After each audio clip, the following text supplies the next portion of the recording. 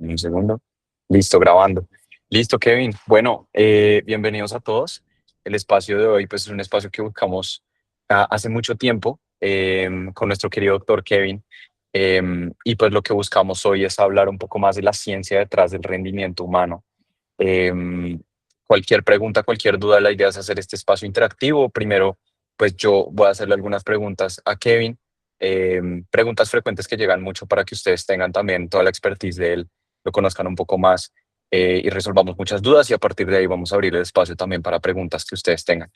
Entonces, pues hoy estamos con Kevin. Kevin es médico especialista en deporte, atleta con enfoque en salud, prevención y optimización del rendimiento deportivo, también bastante experto en todo lo que es metabolismo, em, sobrepeso y todo este tipo de especialidades.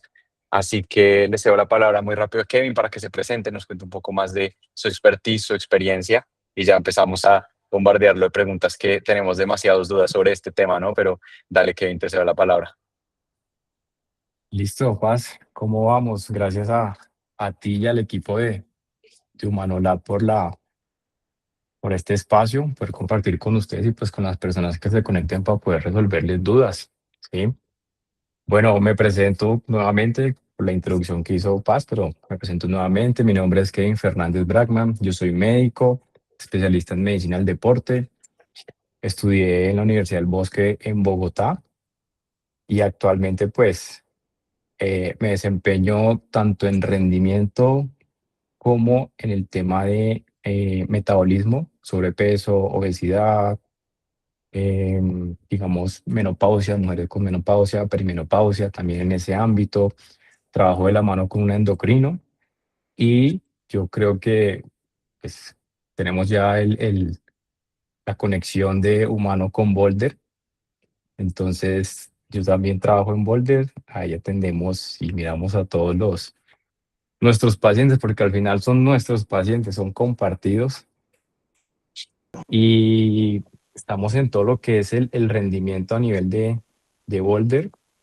Hacemos pruebas metabólicas en los dos sitios y esas pruebas metabólicas pues al final tienen un objetivo para cada persona lo que esté buscando.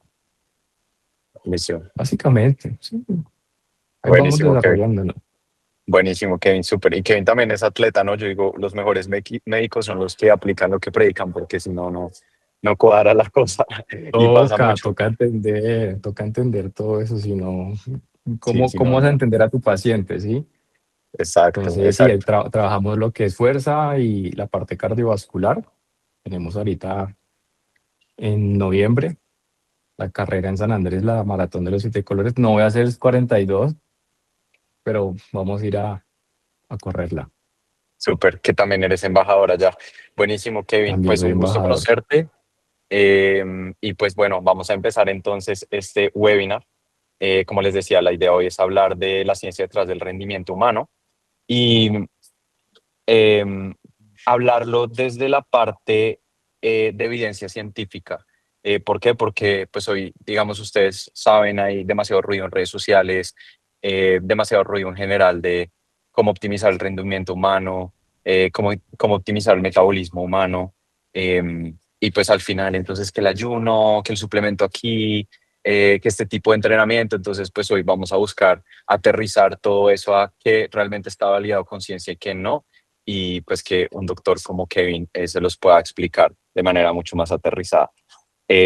Así que hoy vamos a cubrir algunos temas como rendimiento y VO2 max, creatina, suplementación en general y péptidos, ejercicio y otros factores, salud metabólica, exámenes y también vamos a tener un espacio para ustedes para que hagan preguntas. Empecemos por rendimiento y VO2 max.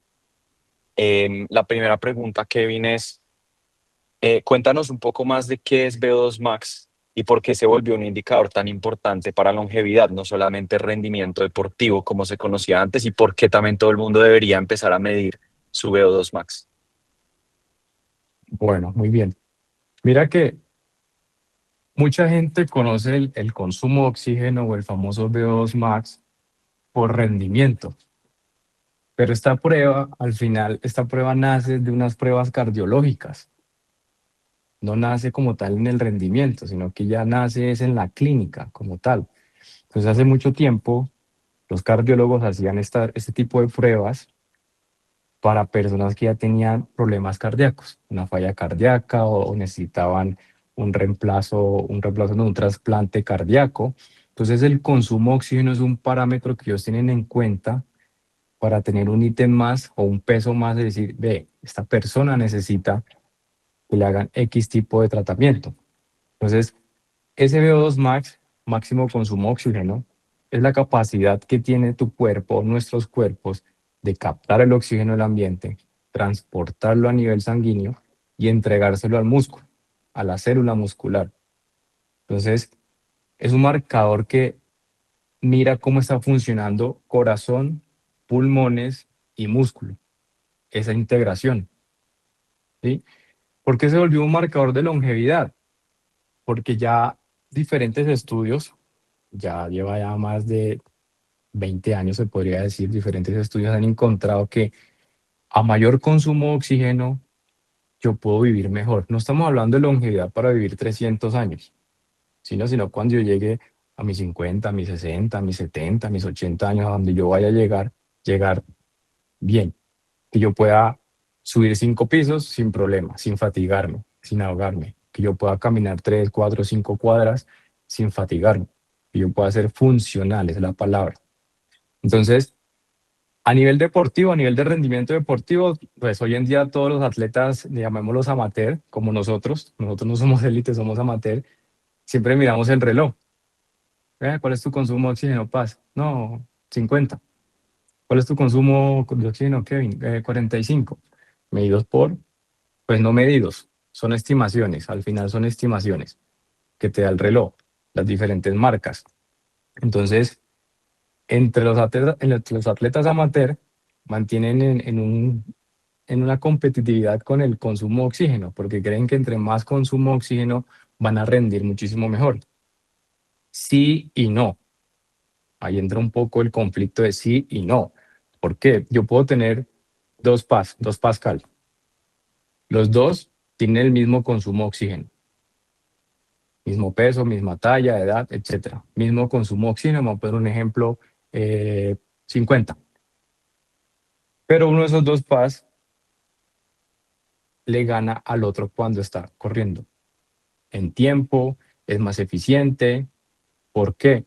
Porque en el rendimiento no solo vamos a mirar el consumo de oxígeno, sino otras variables, que no tan eficiente es corriendo, su técnica de carrera, su masa muscular, el entrenamiento que lleva de años. Entonces, en rendimiento no solo es abarcar qué consumo de oxígeno tiene, sino otras variables alrededor de.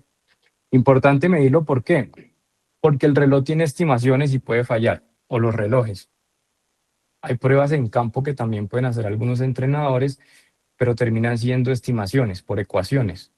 Los relojes se van alimentando con lo que es tu frecuencia cardíaca, la distancia que estás corriendo, los datos demográficos de peso, edad, talla, y estiman de tu consumo de oxígeno en este momento, porque hiciste un entrenamiento de HIIT esta semana que te lo coloqué, subió a 50. Vamos a un laboratorio de fisiología, medimos el consumo de oxígeno por medio de una prueba que se llama ergoespirometría, que la ergoespirometría es una prueba de esfuerzo con medición de gases. No sé pues, si alguno de los que están conectados han visto esa prueba, pero es una prueba que lleva una mascarita, o Paz de pronto en las redes los mostró, lleva una mascarita, va conectado a un ergospirómetro, que ese es el equipo, y el equipo tiene una celda de oxígeno que lo que hace, exacto, ahí está, que lo que hace es medir gases. En este caso hablamos de oxígeno, que es lo que estamos viendo con el VO2 max. ¿Cuál es el mayor consumo de oxígeno que puede tener esa persona en ejercicio? Entonces, se hace con esa prueba, ya dependiendo del objetivo de, yo quiero saber mi consumo de oxígeno para rendimiento, lo hacemos en la clínica, una persona, ejemplo, eh, un sedentario, llega, se le hace la prueba, los protocolos se cambian dependiendo del paciente o dependiendo de la actividad que realicen, se cambian o se estiman los protocolos y se llega a saber, más que por ese número y clasificarlo, que si está bien, que si está pobre, que si está mal, es saber cómo está su capacidad cardiorrespiratoria, si está funcionando bien. Y la integración que antes mencioné de corazón, pulmón y músculo. Dentro, de pronto me estoy adelantando, no sé si más adelante hay alguna de esas preguntas, pero dentro de la ergospirometría también podemos establecer las zonas de entrenamiento con el mismo test. Esas zonas y los llamados umbrales, que de pronto aquí de los que estamos conectados, umbral aeróbico y umbral anaeróbico. Nosotros en medicina del deporte le llamamos primer umbral ventilatorio y segundo umbral ventilatorio. No en el término de aeróbico anaeróbico, porque al final nosotros no somos seres anaeróbicos, somos aeróbicos, sino que dependiendo del metabolismo que se esté utilizando en esas intensidades del primer umbral o el segundo umbral, el metabolismo en la célula usa, digamos que, sustratos que dependen y no dependen del oxígeno. Por eso se acuñó hace mucho tiempo de anaeróbico y aeróbico, pero queda más bonito dependiente de oxígeno y no dependiente de oxígeno. Se entiende ¿Sí? más. Buenísimo. Y más O elegante, y es sea, más elegante. así es. Buenísimo. O sea, en resumidas cuentas, y creo que lo que nos podemos llevar de este concepto es el VO2 Max, pues una prueba que primero no partió desde una funcionalidad de rendimiento como muchos hoy en día la conocen, sino que pues es una prueba cardiorrespiratoria justamente para prevenir enfermedades a futuro y ver en qué estado estamos. Hoy en día se usa para rendimiento y te da muchos datos como los umbrales, las zonas y demás, pero lo que nos dice Kevin es que pues al final es una prueba que también puede predecir muchísimo tu longevidad. Justamente han sacado muchos estudios sobre esta prueba. Se dice que hoy en día es el marcador más relevante a nivel de lo que tú decías, longevidad en cuanto a cuántos años voy a vivir bien, joven, sin enfermedades. No sé si nos puedas hablar un poco como, sí, como de esos estudios, porque muchas veces cuando uno pensaba que para prevenir enfermedades uno tenía que hacer una prueba, no sé, de sangre o otros tipos de pruebas, esta está tomando muchísimo más relevancia hoy en día. Es que hay estudios, hay metaanálisis y revisiones sistemáticas donde comparan el hand grip, la fuerza de agarre, que también hoy en día es un marcador de mortalidad, con el consumo de oxígeno. Y al compararlo, se dieron cuenta que entre los dos, uno pensaba que de pronto la fuerza, por funcionalidad, ¿no? Que si tengo una mayor fuerza de agarre, pues voy a tener mayor funcionalidad a futuro. Y se dieron cuenta que el consumo de oxígeno tiene mayor relevancia por encima del hand grip. Y hay un estudio de la AHA, que es la Asociación Americana del Corazón, donde ellos dicen que a todo paciente debería medirse el consumo de oxígeno o el famoso VO2 max. Ellos lo categorizan como debería ser un signo vital. Así como tú vas donde el médico y te toma la tensión, te toma el peso, te manda a hacer el colesterol, triglicéridos, etcétera, deberían tener en cuenta el consumo de oxígeno. Pero buenísimo. Pero yo tengo una pregunta, ¿esa es una prueba dura? O sea, igual lo que un VO2 max es consumo máximo. Entonces, como, o sea, esa prueba igual no es como que la podemos hacer todos los días porque pues, dura. O sea, es como hacerlo, llegar al máximo punto de esfuerzo para ver cuánto es el máximo, ¿no? O cómo, o sea, cómo se podría medir o cómo esto se podría volver un signo vital o algo recurrente para las personas y de pronto qué tantos tests uno podría hacer como al año idealmente. Sí. Consideramos que la ergospirometría, que sería el test directo o el gol estándar para poder medir el consumo de oxígeno, se considera que cada 6 meses o cada año.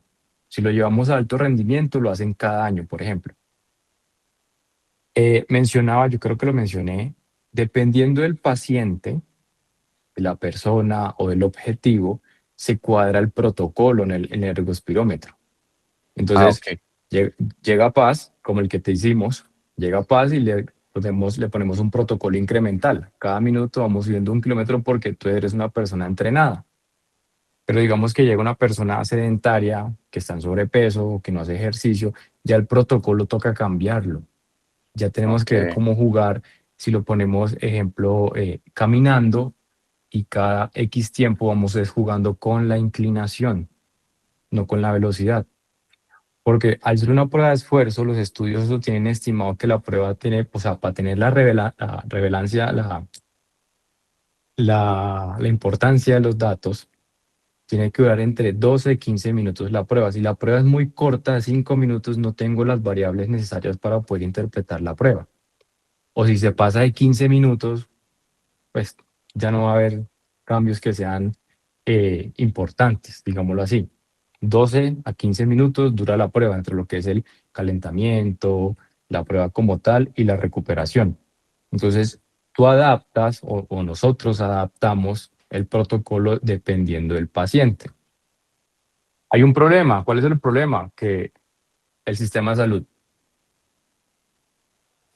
Total. ¿sí? El sistema de salud. Entonces, yo no puedo llegar a la EPS, por ejemplo, y decir, hola, buenas, es que estuve en la charla de Humanolab con el doctor Kevin y con Pascal y quiero hacerme el consumo de oxígeno, una ergospirometría. Entonces, ¿qué? ¿Cómo así? ¿Qué es eso? O no tienen la aprobación para realizarla. Y muchas personas pues tampoco conocen la prueba o no conocen el término del consumo de oxígeno. ¿Qué Mm. terminan haciendo? Pues haciéndolo de manera particular o algunas prepagadas o pólizas también, hablando acá de Colombia, y donde tú estás de pronto el sistema sea diferente en este momento. No sé, No, y ni ¿qué has tanto aquí en visto? Estados Unidos. La gente es más consciente, yo creo, pero aún así no, aquí un seguro no te va a pagar una ergospirometría, la gente lo hace de manera particular y es carísimo. En Colombia es hasta mucho más, sí, es ¿Económico? mucho mejor precio. Sí, sí, sí. Ok. No, buenísimo, Kevin. Pues muy interesante. Como ven, es un tema que nos gusta bastante y me quedo con lo que dijo Kevin, que al final tenemos un sistema que se planteó, o sea, uno lo puede juzgar, pero al final se planteó de una manera reactiva hace muchos años, porque pues con todas las guerras y todas las cosas que habían, pues uno tenía que atender a la persona que llegaba a pues salvarlo. Entonces, pues todos los protocolos se hicieron hace muchos años para atender a la persona que casi que se iba a morir. Y pues hoy en día no hay muchos protocolos preventivos. Hasta ahorita estamos empezando y es lo que estamos haciendo en Humano Lab también con Boulder, y es tener este tipo de exámenes y dar acceso a este tipo de exámenes. Así que súper, súper chévere.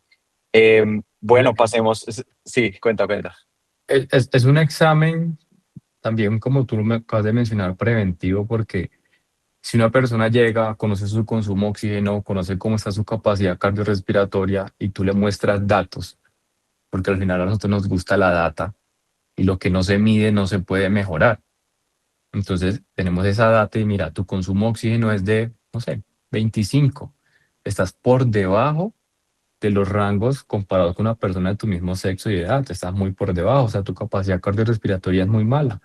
Al tener esos datos ya tú le puedes dar también una prescripción de ese ejercicio mucho más enfocada, mucho más directa a esa persona. No es una receta, no va a ser una receta de cocina la prescripción del ejercicio de todos hagan inclinación de 5 a velocidad de 3, porque es lo que vemos también en redes. Al hacer la ergo, que ahora que me acuerdo, al hacer la ergo podemos establecer también el punto de oxidación de grasa, que es el famoso Fat Max. Sí, Entonces, entonces, termina lo que te digo, no siendo una receta de comida como muestran las redes, sí, que muestran las redes diciendo inclinación de 5 velocidad de 8 y así que más grasa. Para ti, esa inclinación de 5 etcétera, puede ser una intensidad muy alta. Para otra persona entrenada puede ser una intensidad bajita. Entonces, al final, con la ergospirometría, podemos establecer exactamente esos puntos o esas zonas y darle la prescripción mucho más acertada a la persona de dónde tiene que trabajar si quiere oxidar grasa o quiere quemar grasa. Ah, tremendo, qué locura, qué locura. En verdad, al punto al que estamos llegando y uno todavía cae como en en esos falsos como cuentos de que sí, que entonces si corres a esta velocidad vas a oxidar más grasa y no, o sea, al final todo cuerpo es diferente, hay que medirlo. No, buenísimo, Kevin, qué buenos datos. Bueno, tenemos muchas preguntas, así que pasamos a otro tema, pero espero que se lleven mucho del VO2 Max, que es creo que de los temas que más va a coger relevancia también en los próximos años. Otro que está muy relacionado al performance, al rendimiento, a la longevidad, y que tiene mucha ciencia detrás últimamente es la creatina. Y pasa lo mismo, ¿no? Se pensaba que la creatina servía para una cosa, pero entonces ahora hay evidencia para más cosas. Entonces, cuéntanos un poquito más de qué evidencia hay, em, qué dice la evidencia sobre sus beneficios reales, más allá de ganar masa muscular y, bueno, otros beneficios que tiene a nivel de performance, pero qué evidencia hay hoy en día de la creatina. Bueno, si nos vamos desde lo molecular, la creatina la producimos nosotros. Nuestro cuerpo produce creatina, solo que eh, en las concentraciones o en las cantidades son así chiquiticas. Cuando vemos la evidencia o los estudios, que es lo que todo el mundo ya conoce, espero, que es de 3 a 5 gramos al día, para llegar a esa concentración tendríamos que comernos como 1 kilo de carne, 1 kilo de carne diario. Nadie va a hacer eso. Entonces nosotros producimos, pero también podemos consumirla de manera exógena, en la alimentación, en la carne. Entonces nació la creatina hace mucho tiempo para ganar masa muscular y se consideraba que solo era para poder ganar masa muscular y tener más fuerza y hacer hipertrofia. Ya hace tal vez más de 10 años, yo creo, se encontró, o sea, se ha seguido estudiando la creatina y se ha encontrado que en los deportes de resistencia, resistencia cardiovascular, como el triatlón, el running, maratones, natación, bueno, etcétera, etcétera, también tiene beneficios, no solo beneficios en el entrenamiento de fuerza para ganar masa muscular, sino en los otros deportes. Entonces, si lo vemos de manera global, en cualquier deporte, en cualquier ejercicio. Beneficios. Uno, aumenta la recuperación a nivel muscular. Dos, me ayuda a ganar masa muscular. Tres, dependiendo del deporte que yo practique, si lo ponemos en un contexto de 100 metros planos, ahí yo utilizo un metabolismo dependiente de fosfágenos. Eso ya hablando a nivel celular. Y los fosfágenos es la creatina o la fosfocreatina, que es como se utiliza a nivel celular para producir ATP, que ATP es esa moneda celular que es la que nos da energía para poder realizar la contracción. Entonces, en los 100 metros planos, nosotros casi que no utilizamos grasas ni carbohidratos como fuente energética, sino fosfocreatina. Y si vemos, no es un entrenamiento o no es un deporte de masa muscular, sino es poca distancia y es un deporte o un ejercicio casi que cardiovascular. Entonces, se ha seguido estudiando y se sigue estudiando todavía. La que tiene mayor evidencia es la creatina monohidratada. En el mercado pueden encontrar creatina piruvato, creatina HCl, que para mayor absorción, que no produce síntomas gastrointestinales, pero la que mayor tiene evidencia y la que se sigue estudiando es la monohidratada. Recomendación de 3 a 5 gramos al día. Si la queremos hacer por peso, lo podemos hacer. Es 0,1 gramos por kilogramo de peso. Entonces, si yo estoy pesando 70 kilos, tendría que consumir diario 7 gramos de creatina. Difícil con el scoop coger y hacer el cálculo y a ver cuántos, 7,5, 8, dependiendo del scoop. Entonces, dejamos por evidencia de 3 a 5 gramos diarios.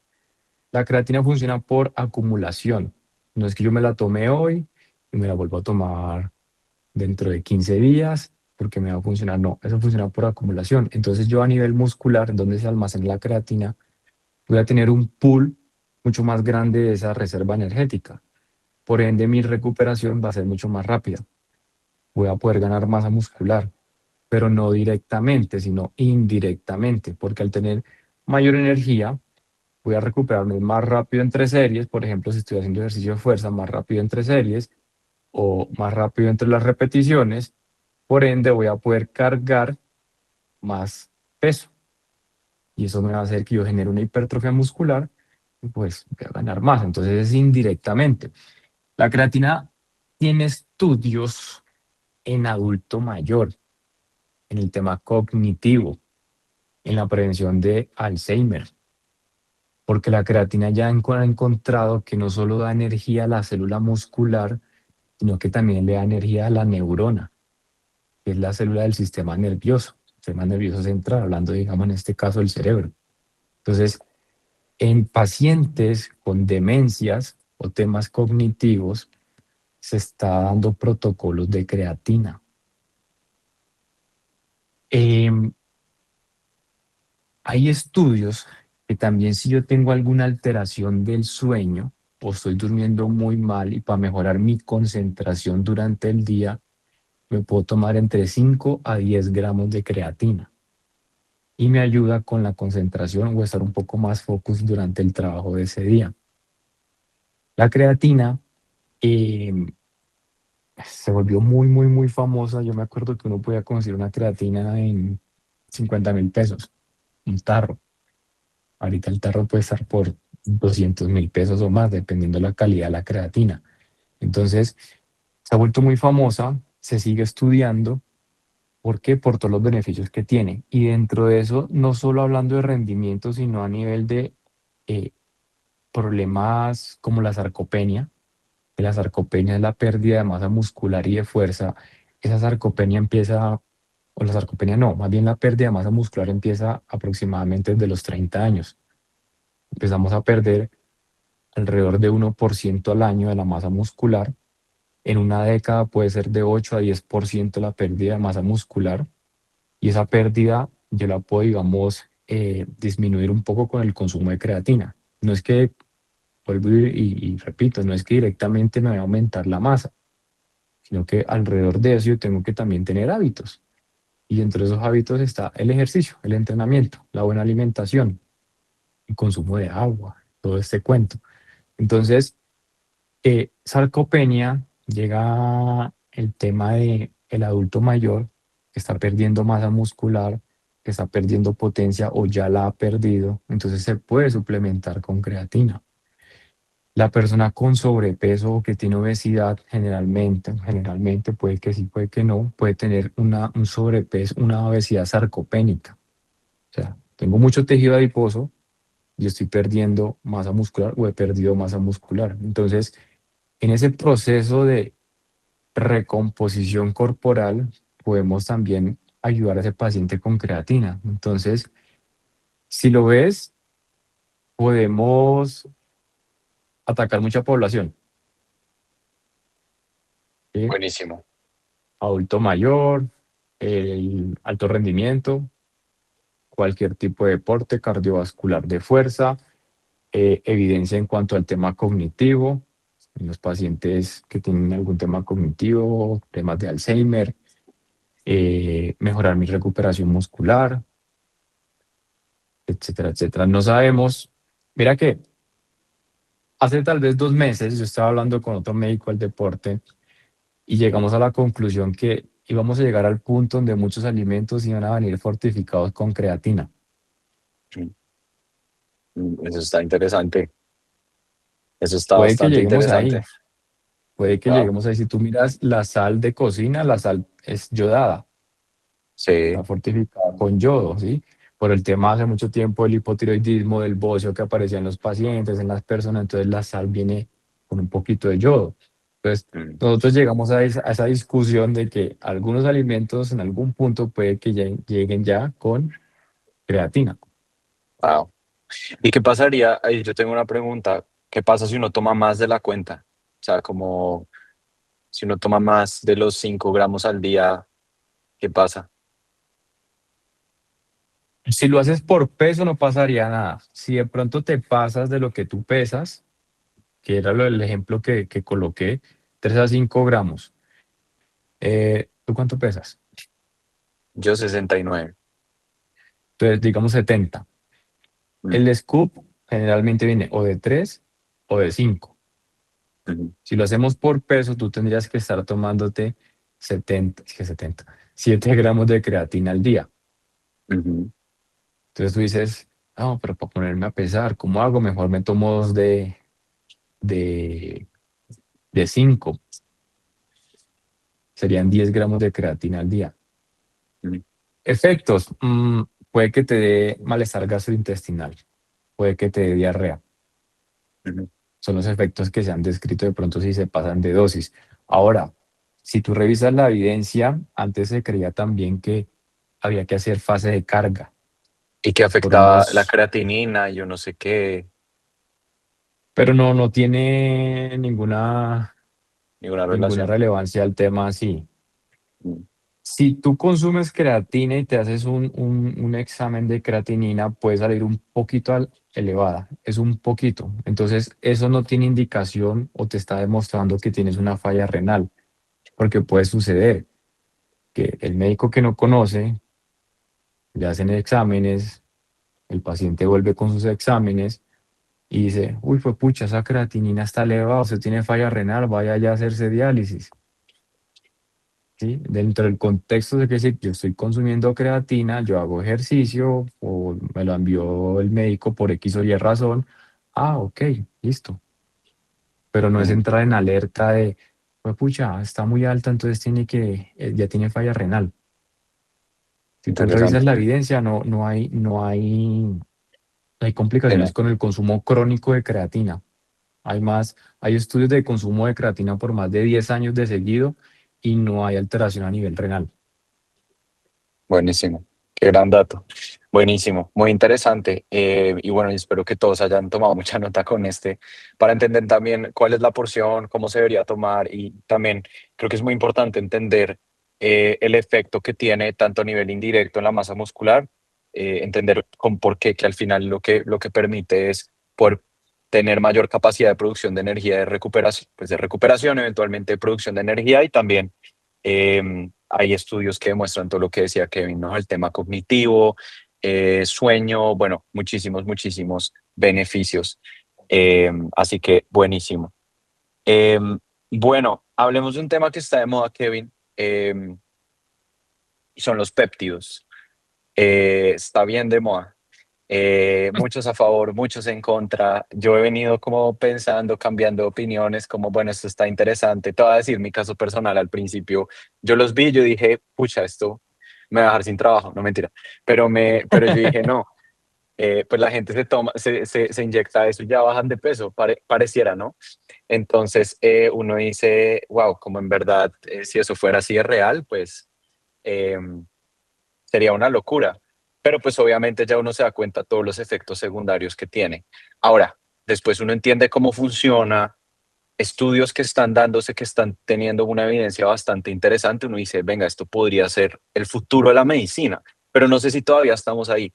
Entonces, cuéntanos un poco más sobre los péptidos, qué son, cuál es la evidencia detrás, en qué estado estamos en este momento en cuanto a avances. Cuéntanos un poco por ese lado. Bueno, un péptido es una cadena de aminoácidos. Si lo queremos en palabras más simples, la proteína que tú comes es un péptido.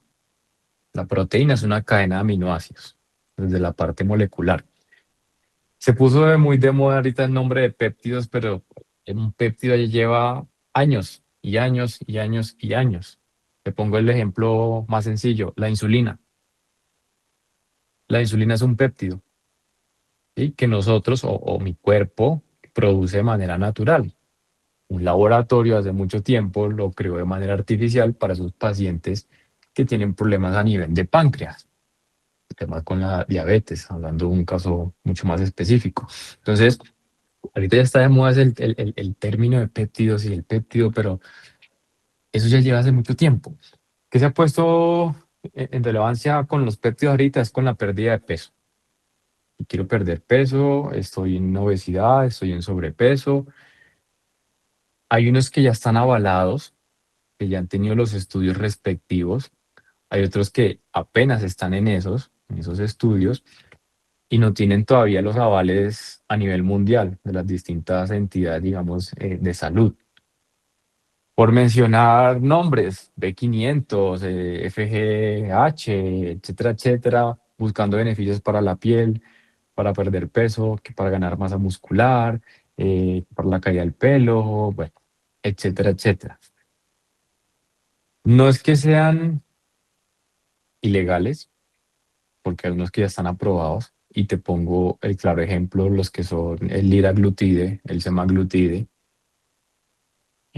ahorita salió el tirseparatide, y son péptidos para perder peso o ayudar a esas personas que están en obesidad para que puedan perder peso y están ya avalados. y se Eso es usan. Y GLP-1 y nosotros GLP-2, ¿cierto? exacto, los famosos GLP-1, para no mencionar marcas. Ah, ok, pensé que eso, ok, ok. Pensé que eso no era una Y marca. Pensé que, ok, ok. no, no sé si te menciono marcas, no hay problema. No, no, no. No, digo, es como, pensé que GLP-1, o sea, bueno, semaglutide y todo esto, la otra manera de decirlo es GLP-1, GLP-2, ¿no? Que como que se conoce de las dos maneras, sí, pero no es una marca, Sí, pues. sí, sí, no es Ok, la ok, marca como tal, exacto. Si queremos ok. mencionar marcas, pues tú me dices y hacemos marca. De pronto las personas lo conocen más por la marca. Sí, sí, sí. Entonces, esos son péptidos para perder peso. Tienen el aval médico, tienen los estudios respectivos, funcionan, funcionan muy bien y depende del paciente, del objetivo y de los, digamos, factores de riesgo que tenga, si es hipertenso, si es diabético, también alrededor de ese sobrepeso o esa obesidad, si tiene problemas de colesterol, pues se estudia, se hacen los estudios respectivos de sangre en este caso, y se determina cuál es el más específico para esa persona que pueda utilizar. Em, Hay algo que pasa y es que yo le digo a muchos de mis pacientes, el péptido no es el camino directo, sino que el péptido, o en este caso los GLP-1, van por los laditos, ayudándome a llegar a ese objetivo. El camino que yo tengo que de manera directa llevar es hábitos. Yo tengo que construir los hábitos, entonces empezar a hacer ejercicio de fuerza y cardiovascular, empezar a mejorar mi alimentación, mejorar estrés, mejorar el sueño, si consumo alcohol o fumo cigarrillo, etcétera, etcétera. Yo tengo que ir cambiando esos hábitos y el medicamento me ayuda acá por los lados. De manera que si el día de mañana yo quito el medicamento, o en este caso el péptido o el GLP-1, yo puedo continuar con mis hábitos. Pero si yo le dejo todo al medicamento, es que tengo un matrimonio ahorita en noviembre, entonces necesito bajar 100 kilos, entonces solo voy a ponerme el péptido y no quiero hacer el resto. No, porque hay evidencia detrás de que yo puedo llegar a tener una reganancia de peso una vez yo suspenda el péptido o el GLP-1 en este caso y no construí lo que son los hábitos. Muchos de esos que están de moda, eh, no sabemos qué están vendiendo. El famoso Retatutride, no sabemos si te están vendiendo solución salina y tú piensas que es un péptido y mentalmente está funcionando como un placebo diciendo estoy bajando de peso, estoy perdiendo peso.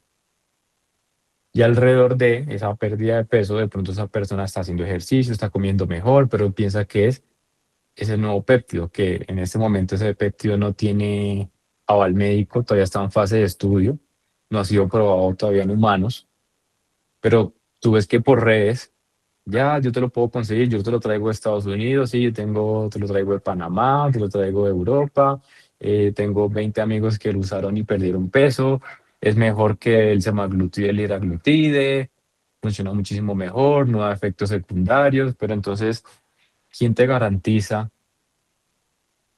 que ese medicamento es lo que te están vendiendo? Porque a nivel de salud no ha sido aprobado. Entonces Tremendo. los péptidos existen desde hace mucho tiempo, desde hace mucho tiempo. No sé si te acuerdas o estabas en ese momento, por redes también hubo un momento donde los SARMs, No, ni idea. ¿no? Los famosos SARMs. Los esteroides anabólicos Mm, salieron una versión llamada SARMs. y sí, Eh, lo mismo, para buscar aumento de masa muscular, para montarte en una tarima a competir, para tener los efectos de un año de entrenamiento, conseguirlo en 2 meses. Entonces, que esto no tenía, no tenía efectos secundarios como los esteroides anabólicos, que no te aumentaba el colesterol, que no producía lesiones hepáticas, que no producía lesiones a nivel del riñón, que no producía infartos, y se pusieron famosos, pero ya no suenan. Ya uno no volvió a escuchar los famosos SARMs. Y fue lo mismo, fueron unos medicamentos que estaban en proceso de prueba y nunca llegaron a salir al mercado 100%, o sea, avalados nunca. ¿Qué se colocaron esas personas que utilizaron Samba al final del día? No lo sabemos. Si les produjeron efectos secundarios, pues no lo sabemos, o tal vez sí. Entonces, ahorita estamos en eso otra vez, con el nombre de péptidos. Interesante, muy, muy, muy interesante.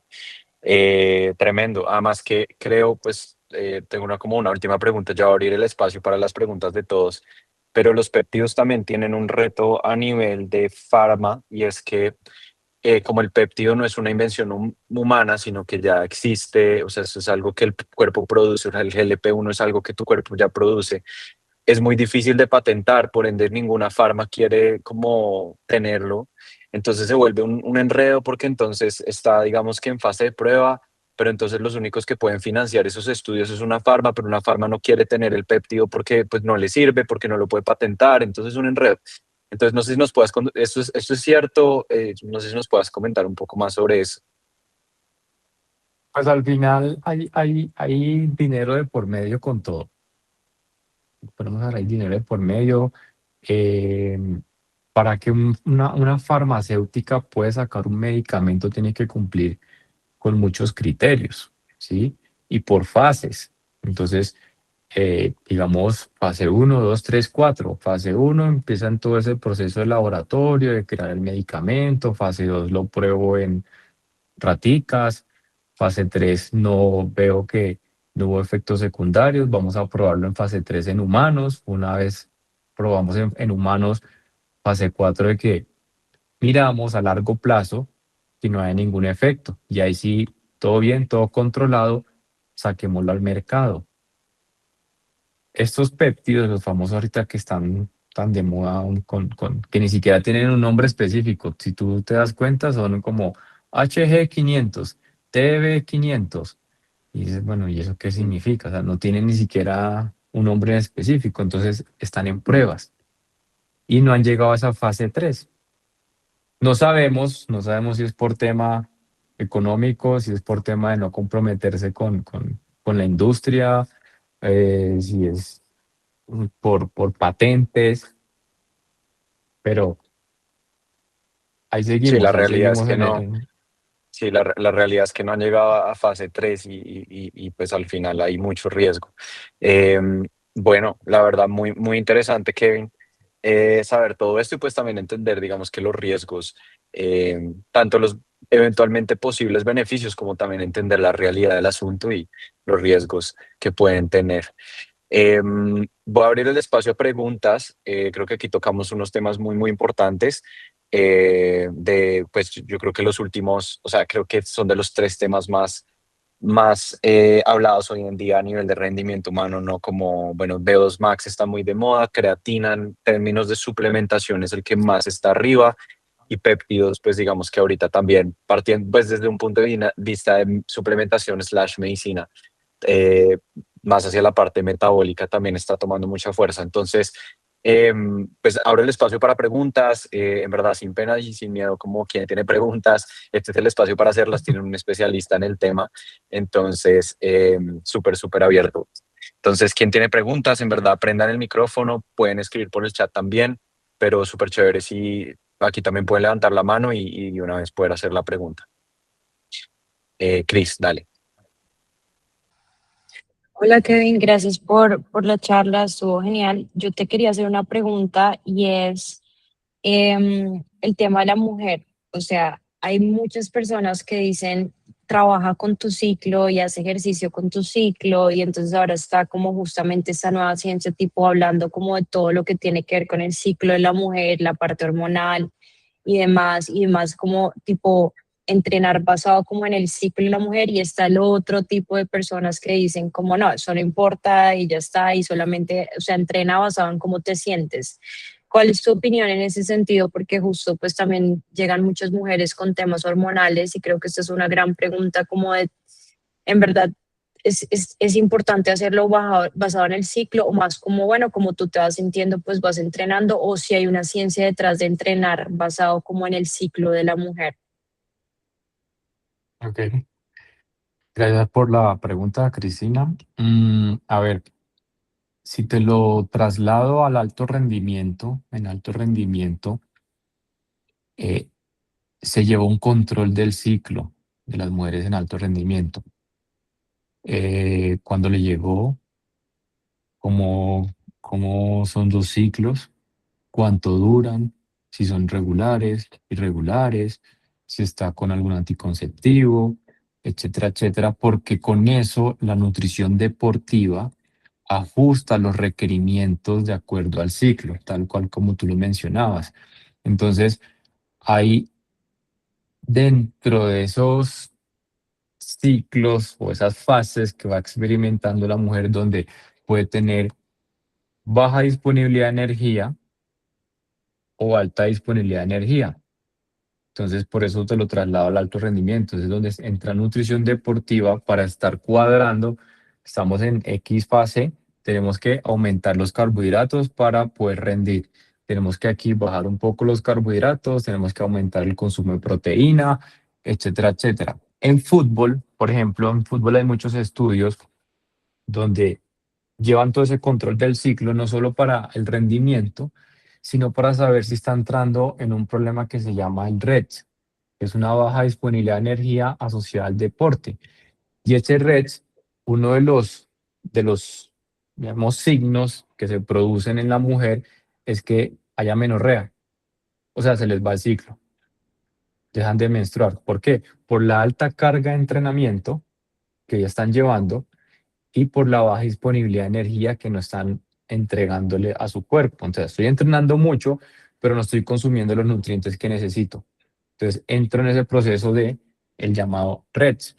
Eso me puede llevar a fracturas, eso me puede llevar a alteraciones en el sueño, eso me puede llevar a alteraciones en el mismo ciclo, se me da el ciclo menstrual, tengo amenorrea, alteraciones en el eje hormonal, entre muchas otras cosas, o muchas otras causas. Entonces sí es importante llevarlo, en este caso puede ser con nutrición deportiva, hablando de rendimiento, hablando de ejercicio, porque sí o sí van a haber cambios.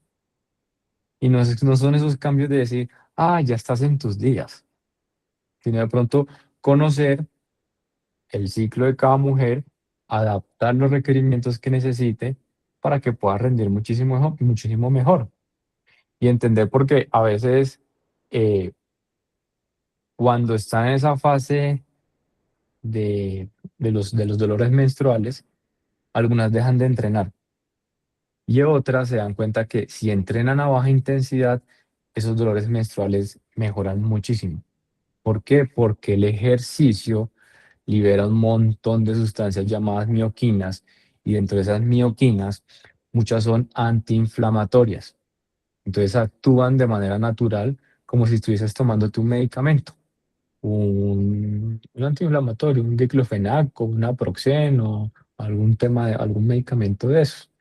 Entonces sí, tiene mucha relevancia y es muy importante saber eh, el ciclo y cómo funciona porque cada mujer también es muy diferente. Cada mujer también los ciclos son muy diferentes y la disponibilidad de, de nutrientes también puede ser muy diferente en cada mujer. Súper. También hay que resaltar que, o sea, Kevin habla también desde una perspectiva de rendimiento por la pregunta que hizo Chris y una perspectiva deportiva, pero acuérdense que al final el deporte es ahorita la medicina más importante para cualquier persona en términos también de longevidad y demás. Entonces, para cualquier objetivo, yo creo que cualquier persona que sabe que debería estar haciendo ejercicio, que eso es todo el mundo, ¿no? Todo el mundo debería estar haciéndolo. Esto aplica 100%. Ojalá. Entonces, sí. Entonces, súper. Gracias, Kevin, ahí por la súper respuesta. Bueno, ¿quién más tiene preguntas? ¿Qué más preguntas tiene? Este es el momento.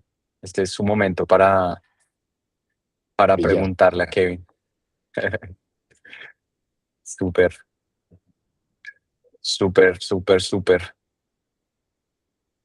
Bueno, pues no sé, de pronto todo quedó muy claro, me preocupa. Me preocupa que todavía haya quedado muy claro, que no hayan preguntas. Pero bueno, puede que sí, todo quedó muy claro. ¿Alguien tiene alguna pregunta? Aprovechar este espacio para pues, salir de alguna duda. Cuéntenos también aquí por el chat qué tal les ha parecido todo. Mira, Mónica está preguntando, regálame por favor el nombre de la creatina. Sería creatina monohidratada, ¿cierto? ¿O a qué te refieres? Sí, pues yo me imagino, o sea, hablando de marcas, pues hay muchísimas marcas. Lo importante es Sí. revisar que sea creatina monohidratada de 3 o de 5 gramos Ujú. y buscar que generalmente no tenga algún otro componente ahí alrededor de la creatina. Entonces, revisar los ingredientes o la tabla nutricional y que diga creatina, no que tenga maltodextrina ni que tenga azúcar. Por ejemplo, buena pregunta, ahora que me acordé de algo. Hace días me llegó una paciente que estaba tomando una creatina, no voy a mencionar la marca, no lo voy a mencionar, y me dijo, esa creatina sentí taquicardia. Se me hizo raro porque no tiene ningún efecto a nivel de cambiar el sistema autónomo en el corazón, de generar taquicardia. Le dije, se me hace muy raro, ¿qué creatina estás consumiendo? Me dijo el nombre de la creatina, la busqué porque no la conocía, la busqué, creatina monohidratada más taurina. Entonces, verificar, por eso es el tema de verificar que la creatina de pronto no tenga algún otro componente, en este caso la taurina es un estimulante. La taurina viene en estas bebidas, em, es que no quiero mencionar marcas, No, pues Energizantes. la energía, sí, súper energizantes. energizantes. Entonces, tiene la taurina para poder generar ese estímulo y yo sentirme, sí, me puede producir taquicardia. Entonces, revisar la creatina. Esa creatina que mencionó esa persona tenía taurina. Yo le dije, no, ya no más, no, no consumas más esa creatina y busca una creatina que no tenga ningún otra molécula o otro, otra sustancia asociada. Si ustedes quieren verificar que la creatina tenga la molécula, la creatina sea buena y esté verificada, muchas traen un sello que dice Creapure. Es un sello alemán que se las dan a las creatinas, que la calidad de la producción es muy buena, es excelente. Entonces ese sello no se lo van a ninguna marca patico por ahí. Entonces el sello tiene un número de lote de la marca, y si ustedes compran esa creatina, ese sello tiene un número y ustedes se van a la página de Creapure, que es a nivel internacional, colocan ahí el código o el número y les va a salir, sí, esta creatina es legal. Si ustedes quieren verificar también la legalidad Sí, del producto. súper. Buenísimo, buenísimo saber eso y muy importante también, muy, muy importante y muy clave. Cris tiene una última pregunta y ya al final cerramos con una pequeña información también y un agradecimiento a Kevin y cerramos para que igual todavía no se vayan, nos quedan 2 minuticos más, un par, entonces dale, Cris. Kevin, una pregunta en temas de protección de articulaciones y demás cuando uno está haciendo ejercicio, en particular con el tema del colágeno, por ejemplo, pues colágeno por lo general uno lo piensa como temas estéticos, pero también ayuda muchísimo a toda la parte de proteger las articulaciones y demás. Mucha gente dice que el colágeno tomado pues no se sintetiza bien en el cuerpo, entonces quería preguntarte como, bueno, además de los temas, digamos, más como hacia el lado estético, que uno de mujer siempre lo ve más hacia ese lado, el tema del colágeno, ¿cómo lo ves? O sea, si se sintetiza bien, si es tomado o cómo lo aconsejas tú, como mucha gente lo aconseja tomar más de la forma más natural, entonces sí quería preguntarte también de ese lado del tema del colágeno. Ok, muy bien. El colágeno, los estudios que hay con colágeno hidrolizado, que es el más estudiado, la evidencia no es muy fuerte que si yo consumo colágeno hidrolizado, entonces me va a ayudar con la salud articular o me va a ayudar a sostener el cartílago. La evidencia más fuerte que existe para yo poder sostener la salud y la calidad de mi cartílago es el ejercicio de fuerza, ¿sí? Ponerle algo de mecanotransducción, se llama eso, ejercicio de fuerza, mecanotransducción, donde de esa manera yo voy a estimular que mi cuerpo sostenga y produzca ese colágeno, es que mi cuerpo lo produce. Pero el hecho de que yo consuma colágeno hidrolizado no va a hacer que ese colágeno llegue allá directamente al cartílago y lo vaya a proteger. Entonces, la evidencia que existe es en pacientes con osteoartrosis o desgaste articular que disminuye un poco el dolor de esa osteoartrosis, más no que llegue y recupere cartílago. Cartílago que se pierde, cartílago que no se recupera, tocaría volver a nacer. De momento, o sea, el día de hoy, no sabemos, la ciencia puede avanzar y tal vez tengamos algo más adelante que regenere cartílago, pero en este momento no. Entonces, yo les diría no monten la plática consumiendo colágeno hidrolizado. O sea, no, la evidencia al día de hoy no es muy fuerte al respecto. Consigan más bien, si quieren, consuman proteína, porque el colágeno al final es una proteína que se forma. Si yo consumo proteína, pues voy a hacer que mi cuerpo produzca colágeno en las distintas maneras. Hay muchos tipos de colágeno que produce mi cuerpo, tipo uno, tipo 2, tipo 4. Entonces se necesita en todos lados. Si yo tengo una buena alimentación, la puedo llegar a producir y el estímulo lo puedo mejorar haciendo ejercicio. Buenísimo, buenísimo y qué gran dato y es muchas cosas que uno no sabía sobre el colágeno. Buenísimo. Pues bueno, yo creo que con eso vamos cerrando entonces la sesión. Les quiero dar una información importante, ¿verdad? Kevin, mil gracias por el espacio. Solamente una información muy rápida. En verdad me va a tomar 2 minuticos, pero para que también ustedes sepan, porque seguramente después de esta sesión se preguntarán, bueno, ya hablamos de B2 Max, hablamos de creatina, que también depende de cada cuerpo, péptidos, suplementación y diferentes tipos de protocolos de prevención y de longevidad. Y es exactamente lo que nosotros estamos haciendo en Humano Lab.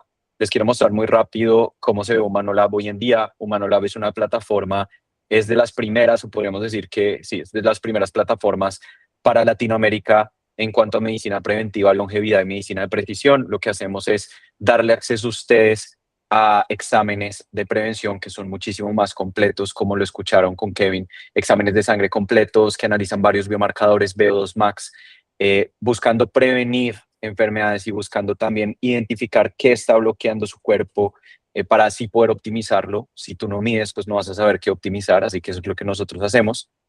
A diferencia del sistema de salud que, como lo hablamos, hoy en día no tiene estos protocolos. Entonces estamos trayendo toda esta ciencia también a Latinoamérica y pues las personas aquí reciben una plataforma bastante interactiva en donde se analizan unos biomarcadores y lo que buscamos es que se vuelva un pasaporte de salud en donde tú ya tengas por fin todos tus exámenes en un mismo lugar, entiendas qué exámenes también hacerte a lo largo del tiempo y ya tengas también un plan de longevidad y un protocolo en donde pues ya básicamente vas a saber qué alimentos disfrutar, qué alimentos deberías limitar, qué suplementos tomar y todo esto, ¿no? Entonces, pues nada, eso es básicamente cómo funciona hoy en día. Y también tenemos una alianza con Boulder justamente para lo que es el test de VO2 Max, que hoy en día esos resultados se ven así. Por ejemplo, este es el caso mío, en donde podemos hacer una medición mucho más precisa de índice de masa corporal, peso, también, bueno, diferentes medidas como por ejemplo potencia, fuerza, esto creo que ya depende del objetivo de cada persona, y también justamente la medida de VO2 Max. Entonces, pues toda la data se mantiene acá y se monta un protocolo según esto. Aquí les muestro un poco lo que fue mi experiencia también en Boulder para los que les interesa la prueba de VO2 Max. Es un lugar muy bonito en donde creo que la experiencia es absolutamente espectacular y bueno, si quieren igual más información, esto es como el único anuncio que hago durante esta sesión, les voy a dejar un WhatsApp para que manden un mensajito y ya, y básicamente eso era como el único momento de anuncio de esta sesión, el único patrocinio sponsor que tenía esta sesión. Así que aquí se los dejo en el grupo. Igual también nos pueden encontrar en Instagram como manolab.ai. Al final también ahí nos pueden escribir. Y listo, eso era todo. Kevin, agradecerte muchísimo también por el espacio y gracias a todos los que estuvieron también hasta acá. Y pues no sé si tengas algo ya también para cerrar, Kevin, para contarnos. No, a la orden, lo que necesiten, Paz, sabes que ahí estamos en contacto. Y Buenísimo. gracias por la invitación y a todo el equipo de Humano Lab. Buenísimo. Muchísimas gracias. Gracias a todos y nos vemos entonces en el próximo webinar. Un abrazo a todos. Que estén muy bien. Buenas noches, que estén Feliz muy bien. noche, chao. Chao, chao.